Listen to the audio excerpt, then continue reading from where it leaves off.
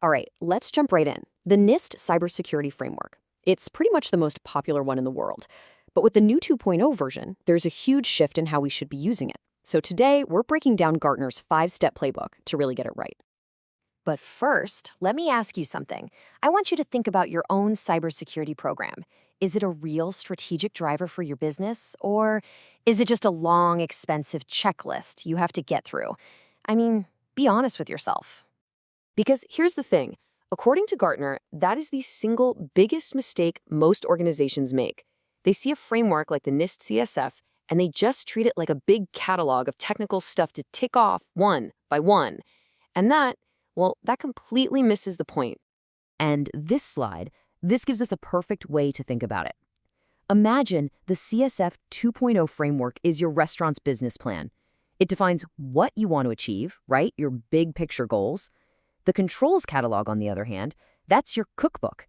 It's got the specific step-by-step recipes for how you're going to cook the food. You absolutely need both.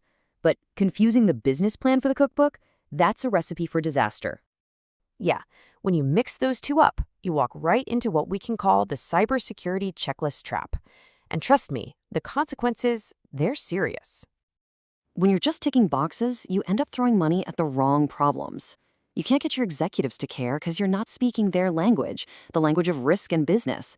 And the crazy part is, you actually increase your exposure because you're not focused on what really matters. It's just a downward spiral of reputational damage and honestly, missed opportunities. So the big question is, how do we get out of this trap? Well, NIST CSF 2.0 gives us a really powerful answer, and it's all built around a brand new idea: governance. This is it. This one word is the whole ballgame, the single most important update. See, older versions didn't really have this, which made it way too easy to just silo security in the IT department. But now, govern is front and center. So what does govern actually mean in the real world? Well, it means setting the strategy from the top down.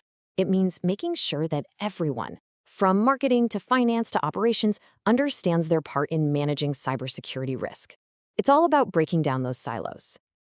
And this right here, this illustrates a massive philosophical shift. With governance sitting right at the core, cybersecurity is no longer just some technical problem for the folks in the server room. It's a strategic business risk that belongs in the boardroom. Okay, so we get the problem and we get the new philosophy. Now, let's get tactical. Gartner has laid out a super clear 5-step playbook for adopting CSF 2.0 the right way. All right, step 1, and it's the big one. Treat it like a strategic framework, not that checklist we've been talking about. Second, you've got to embed security into your company-wide risk management. Get it out of its silo. Third, tailor the framework. Make it fit your organization's unique situation. Fourth, and we're going to come back to this one, prioritize your supply chain. And finally, number 5, make sure you use all the new resources and guides that NIST provides. They're there to help you. But I really want to zero in on that 4th step for a minute. Prioritizing supply chain risk, because this is where Gartner's research uncovered a massive, systemic problem that frankly affects almost every single industry out there. Just look at this number for a second. 2.6 out of 5. Any guesses what that represents? Yeah, that is the median maturity score for cybersecurity supply chain risk management. Gartner looked at nearly 100 organizations, and the average score is barely a passing grade. It shows a deep and honestly a pretty dangerous lack of maturity in one of the most critical parts of modern business. I mean, Gartner doesn't mince words here. They say it's one of the least mature domains they measure. This is a huge, huge blind spot, and CSF 2.0's new focus on governance is aimed squarely at fixing this exact problem. And that is exactly why step 3 of the playbook, tailoring your implementation, is so absolutely crucial. Because whether you're dealing with the supply chain or something else, adoption is never one size fits all. You have to adapt the framework to fit you. And this slide is super practical. If you're coming to this for the first time, your job is to figure out your current state versus your target state. That gives you a clear roadmap, and find an early win in one department to build some momentum. Now, if you're already using an older version, your job is different. You need to refresh what you have, pilot the new stuff in a high-impact area, and make sure it all works with everything else you already have in place.